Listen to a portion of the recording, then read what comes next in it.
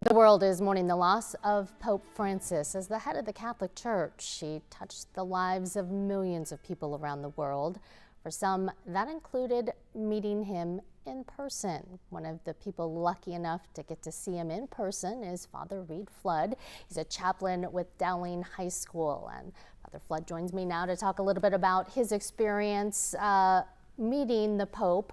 But first, you and I were just visiting a little bit. It's something that you wake up, you hear the news, and you think, oh, wow. I mean, it's something that, it hits most people. And for you, obviously, it hits closer to home. Yes, certainly. And I mean, Pope Francis, he was the Holy Pontiff when I became a priest. So my priesthood is, I think, inherently connected to our Holy Father. So to wake up and to see the news, it was a shock, certainly. I know he had some health problems in time, but, you know, there was also kind of a beautiful fittingness, right? To see it on Easter, he passed away. And the last time this happened was with, John Paul II, 2 popes ago, when he passed away on Divine Mercy Sunday, which is the Sunday after Easter. So there's a kind of awe that it fills me with. Yeah, the timing, divine timing.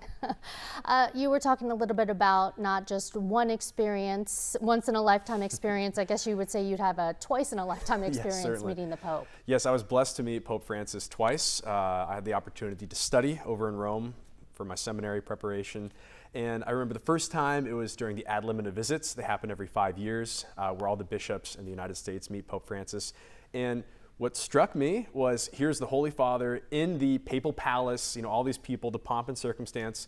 I was impressed by his candor, right? His ability to just laugh and joke. And we had a young seminarian come in, and the Pope looks at him and he goes, "What? Are you here for your first communion? What are you doing?" So there was just a lot of joy with him. And what struck me was, he's the Holy Father, but he wasn't just a holy grandfather. He was a Holy Father. There was a life about him that was joyful, enthusiastic. The second time we met him, same thing. I was just ordained a deacon, and within minutes, he immediately cracks a joke, and all the seminarians are laughing. So for me, what struck me was, here's someone who represents, obviously, the love of Christ on earth, but it wasn't inaccessible. He had a way of communicating this divine love in a way that was so human. And for me, that will forever leave an impression as I try to help my students at Dowling and the people in the Diocese of Des Moines. I mean, you cannot underscore that enough, that it has to be something that you relate, because it is. It's just that connection that he's able to have with people, and it's something that obviously you'll remember for the rest of your life. Certainly so, and I hope a lot of people can remember this about Pope Francis, was he was a pope that showed that this kind of love is available to everybody.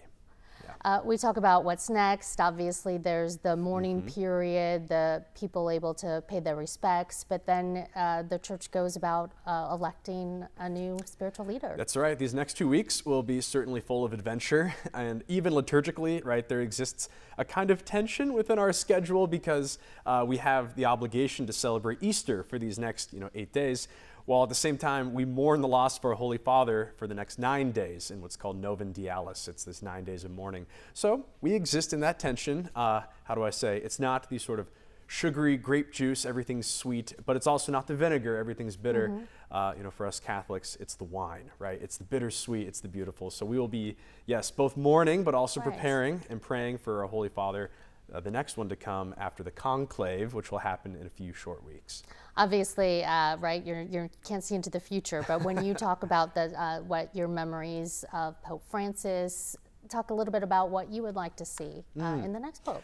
The next Pope? Hey, I mean, someone who can just continue to reveal that God's love is accessible. And I think that we've had a string of these last several popes, with beginning, I think, St. John the 23rd, St. John Paul II, Pope Benedict the 16th, showing the mind, the heart, and then I think Pope Francis, really the soul of the church. So the next Holy Father who can help continue this beautiful legacy that's been laid before us.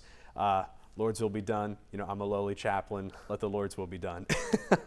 Perfect answer. Yeah. I just think that you bring up the perspective that you have dealing with students. What sort of things are you hearing? Questions are you fielding? Because sometimes they say and think things that give us all pause, and you're like, wow, that is spot on.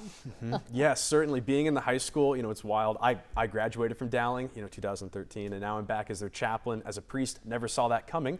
So essentially just showing that there is always hope.